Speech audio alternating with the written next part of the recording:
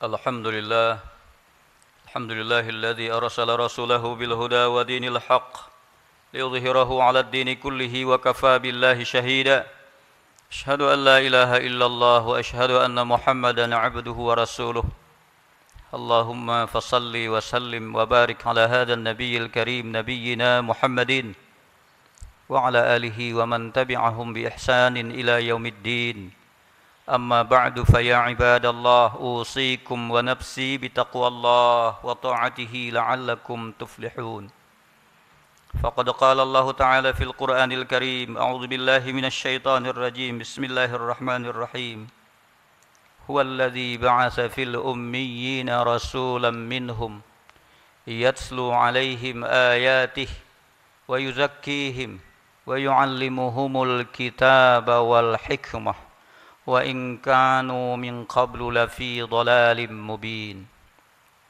صدق الله العظيم وصدق رسوله النبي الكريم ونحن على ذلك من الشاهدين والشاكرين والحمد لله رب العالمين Ma'asyiral muslimin jamaah Jumat rahimakumullah. Khatib dengan segala kelemahan dan kekurangannya mengajak kita semua untuk senantiasa meningkatkan kualitas keimanan dan ketakwaan kita. Mengajak kita semua untuk senantiasa meningkatkan kepedulian kita serta keberpihakan kita terhadap keberlangsungan risalah Nabi kita Muhammad sallallahu alaihi wasallam. Dengan demikian saudaraku sekalian, sisa usia kita ini akan jauh lebih bermanfaat dan itu akan menjadi tabungan yang terbaik bagi kita untuk kita nikmati setelah kita meninggalkan dunia yang fana ini. Tema khutbah kita hari ini adalah tugas perbaikan akhlak bangsa. Ayat yang saya bacakan di awal tadi terdapat pada surah Al-Jumu'ah, surah ke-62 ayat 2. A'udzu billahi minasyaitonir rajim. Huwallazi ba'atsa fil ummiyina rasula. Allah menjelaskan kepada kita bahwa Allah telah mengutus rasulnya Nabi kita Muhammad sallallahu alaihi wasallam. Untuk apa rasul itu diutus? Huwallazi ba'atsa fil ummiyina rasulan minhum. Rasul itu diutus kepada kaum yang buta huruf, pintar tetapi tidak mampu menerjemahkan sesuatu yang dia lihat di sekitarnya. Dan Rasul yang diutus itu adalah orang yang berasal dari kaum mereka sendiri. Untuk apa? Yatslu alaihim ayatih. Untuk membacakan kepada mereka ayat-ayatnya Allah. Yang kedua adalah wa yuzakkihim. Untuk mentazkiyah orang-orang yang mengikuti Rasul itu.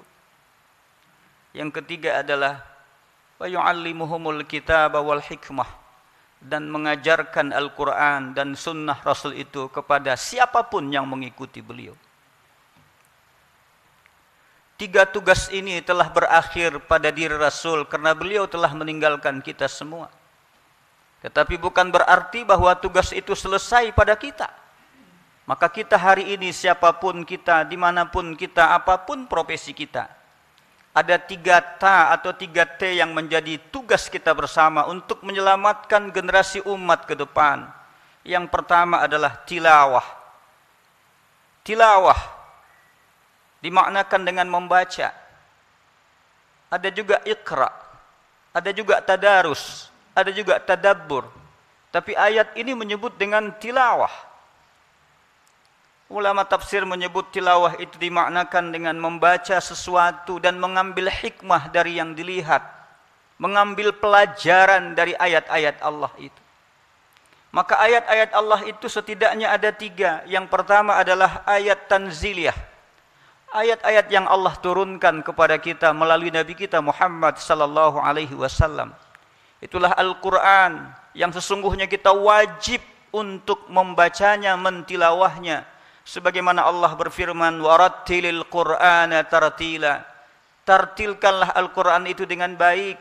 Setiap perintah yang datang dari Al-Quran wajib hukumnya. Maka sesungguhnya setiap kita membaca Al-Quran wajib hukumnya. Hanya saja kita umat Islam berpikir setiap membaca, kalaupun hanya sekali setahun sudah selesai tugasnya. Sesungguhnya hari ini kita diingatkan kembali dengan hadis Rasul. Salah satu keanehan akhir zaman itu, kata Rasul, adalah Al-Quran gharibun fi baini qaumin la yaqra'una fih. Apabila ada Quran di rumah mereka, tetapi Al-Quran itu tidak pernah ditilawahkan, tidak pernah dijadikan pelajaran. Dia cukup dipajang di lemarinya, sehingga setiap hari Al-Quran jauh dari tatanan dan kehidupan masyarakatnya. Karena itulah maka tilawah yang dimaknakan pertama adalah ayat-ayat Allah yang diturunkan, yaitu Al-Quranul Karim. Pertanyaan kemudian bagi diri saya dan kita semua adalah, mana lebih sering kita menghabiskan waktu untuk melihat media yang lain dibanding dengan berkomunikasi kepada Allah Subhanahu wa Ta'ala? Jawabannya adalah ada pada hati kita yang paling dalam. Yang kedua, ayat itu adalah ayat-ayat kauniyah, ayat yang terjadi di sekitar kita. Banyak ayat yang terjadi di sekitar kita, saudaraku. Pandemik dari mulai Februari atau Maret 2020 sampai hari ini, dengan segala usaha kemanusiaan yang dilakukan, sesungguhnya itu adalah ayat-ayat Allah. Sehingga orang pada takut kepada kematian, dan termasuk kita dianjurkan untuk pakai masker, jaga jarak, pakai sanitizer. Seluruhnya itu dilakukan, pakai antigen. Tetapi kalau kematian itu datang, pasti terjadi. Artinya apa? Ini adalah ayat Allah. Tidak cukup hanya pandemik. Allah goyang sebahagian bumi negeri dengan gempa bumi. Allah tumpahkan air dari kebiasaan menjadi lebih yang disebut dengan banjir. Allah berikan kepada kita tanda betapa gunung antara satu dengan yang lain saling berkomunikasi sehingga muncul yang disebut dengan erupsi. Inilah ayat-ayat Allah yang diingatkan dalam Al-Quran. Fabi ayyi ala'i rabbikuma tukadziban. Maka nikmat yang mana lagi yang kita tidak syukuri? Itu adalah ayat-ayat Allah. Yang ketiga, ayat Allah itu terjadi pada diri kita sendiri. Apa itu? Dulu rambut kita hitam, sekarang sudah putih. Itu maknanya sesungguhnya nanti kita pun akan dibalut dengan kain putih. Dulu tangan kita menggenggam begitu kuat sekali karena kita masih muda belia. Tetapi sekarang tangan menggenggam kita semakin lemah. Itu artinya sesungguhnya, hai hambaku, kata Allah, jangan engkau genggam dunia begitu kencang sekali. Lepaskan, berbagilah dengan yang lain. Berilah infak tabunganmu yang terbaik untuk ke depan. Itu adalah isyarat yang Allah berikan kepada saya dan kita semua. Itulah ayat-ayat Allah, tilawah. Yang kedua, tilawah itu akan jauh sempurna kalau diikuti dengan tazkiyah wa tuzakkihim. Tazkiyah sering kita dengar dengan tazkiyatun nafs, membersihkan kita punya hati, membersihkan kita punya diri. Dengan dua metode yang disebut dengan takhalli dan tahalli. Takhalli berarti mengeluarkan hal-hal yang jelek pada diri kita.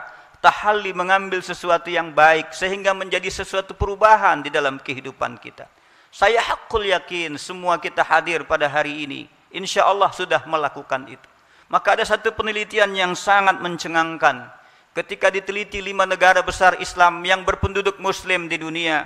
Yang pertama adalah Indonesia, Malaysia, Mesir, Turki dan Pakistan.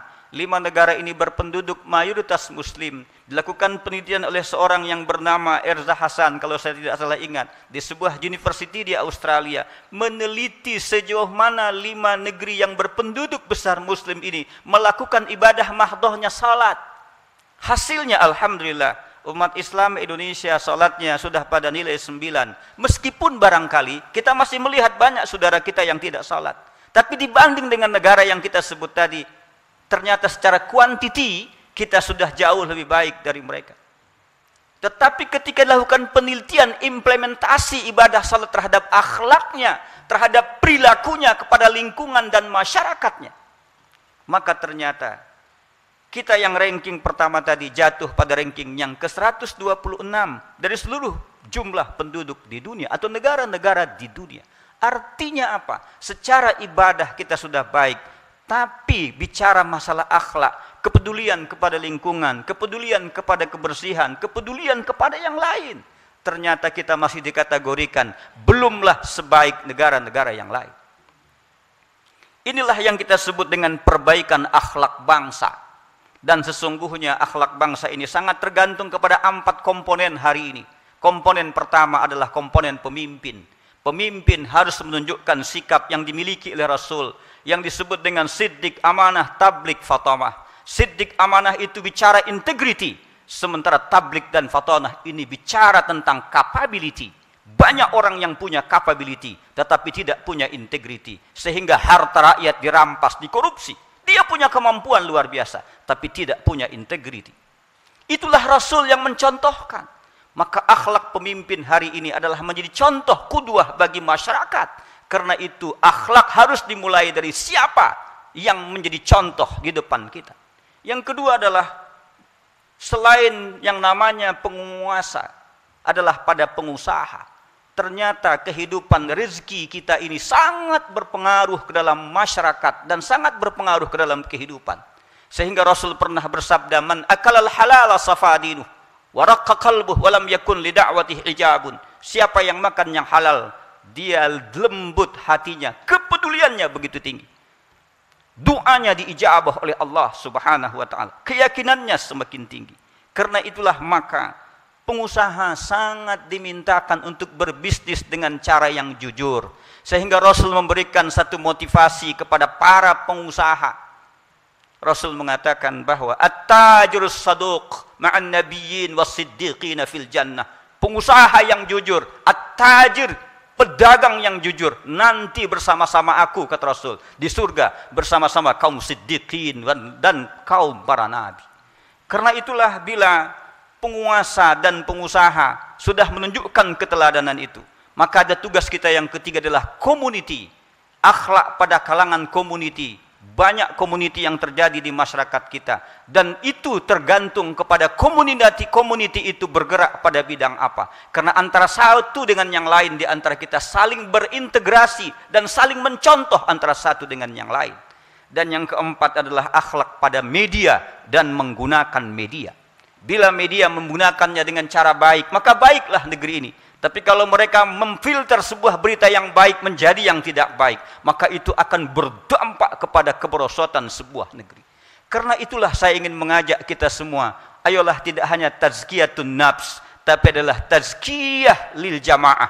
Tidak bisa diri kita bersih sendiri tanpa didukung oleh kebersihan lingkungan, terutama lingkungan yang kita sebutkan tadi. Yang terakhir, tayang ketiga dalam Al-Quran ini adalah wa tu'allihumul kitaba wal hikmah. Pencerahan kepada umat harus dikembalikan. Ta'lim, penelitian, literasi, membaca dan mengajarkan kepada orang lain yang dasarnya al-hikmah, yaitu bimakna al-hadis, as-sunnah. Kemudian Al-Quran bimakna Al-Kitab tadi merupakan kewajiban bagi saya dan kita semua. Setidak-tidaknya saya dan kita bisa menjadi contoh bagi keluarga dan masyarakat di sekitar kita.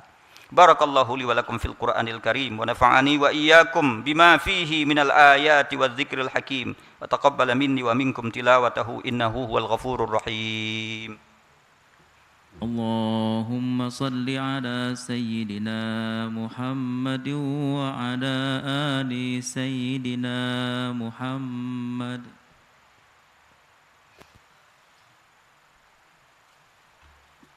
Alhamdulillahilladzi hadana lihada wa ma kunna linahtadiya laula an hadana Allah. Asyhadu an la ilaha illallah wa asyhadu anna Muhammadan abduhu wa rasuluh. Allahumma fasalli wa sallim wa barik ala sayyidina Muhammad wa ala alihi wa man tabi'ahum bi ihsanin ila yaumiddin. Amma ba'd, fa ya ibadallah ittaqullaha haqqa tuqatih wa la tamutunna illa wa antum muslimun. Innallaha wa malaikatahu yusalluna 'alan nabi. Ya ayyuhalladzina amanu sallu 'alaihi wa sallimu taslima. Allahumma salli wa sallim wa barik ala Muhammad wa ala ali Muhammad kama sallaita ala Ibrahim wa ala ali Ibrahim wa barik ala Muhammad wa ala ali Sayyidina Muhammad kama barakta ala Ibrahim fil alamin innaka Hamidum Majid. Wardallahu anil khulafa'ir rasyidin Abi Bakar wa Umar wa Utsman wa Ali wa anit tabi'in lahum bi ihsanin ila yaumiddin. Allahumma ighfir lil muslimina wal muslimat والمؤمنين والمؤمنات الأحياء منهم والأموات وتابع بيننا وبينهم بالخيرات رب اغفر وارحم وأنت خير الراحمين اللهم أصلح لنا ديننا الذي هو عصمة أمرنا وأصلح لنا دنيانا التي فيها معاشنا وأصلح لنا آخرتنا التي إليها معادنا واجعل الحياة زيادة لنا في كل خير واجعل الموت راحة لنا من كل شر ربنا آتنا في الدنيا حسنة وفي الآخرة حسنة وقنا عذاب النار والحمد لله رب العالمين عباد الله إن الله يأمر بالعدل والإحسان وإيتاء ذي القربى وينهى عن الفحشاء والمنكر والبغي يعظكم لعلكم تذكرون فاذكروا الله العظيم يذكركم ودعوه يستجب لكم ولذكر الله أكبر